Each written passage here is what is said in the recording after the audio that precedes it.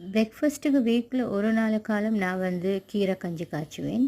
எப்படியுமே எனக்கு அது நல்ல விருப்பம். இன்றைக்கு அதோட சேர்த்து ப்ரான்ஸ் பஜ்ஜி செய்வோம்னு எடுத்தேன். எப்படியுமே ப்ரான்ஸை கொஞ்சம் வதக்கி போடுங்க. ஏன்ட மரத்தில் உள்ள கருவேப்பிலை எடுத்து தான் நான் இன்றைக்கி கீரை கஞ்சிக்கு போட்டேன். உண்மைக்குமே அதில் எங்களுக்கு ஒரு பெரிய சந்தோஷம் இன்றைக்கி. எப்பயுமே நாங்கள் பிரேக்ஃபாஸ்ட்டுக்கு மைதா சாப்பிட்றத கொஞ்சம் குறைச்சிக்கொள்ளணும். மைதாவை விட அரிசி மாவால் என்னமாலும் செஞ்சு சாப்பிடுண்டா பிரேக்ஃபாஸ்ட்டுக்கு அது மிச்சமே நல்ல.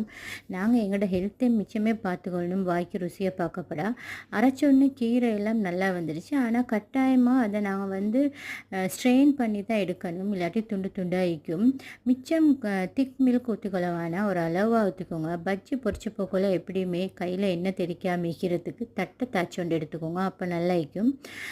பஜ்ஜியும் வந்து கொஞ்சம் ஆயில் தான். நான் சுட்டு தான் நான் கீரை கஞ்சிக்கு பால் கொஞ்சம் கம்மியாக ஊற்றினேன். நீங்களும் அப்படியே செஞ்சுக்கோங்க. நீங்களும் வீக்கில் ஒரு நாள் காலம் கீரை கஞ்சி சாப்பிட்டு செஞ்சு பாருங்கள். உங்களோட ஹெல்த்துக்கு மிச்சம்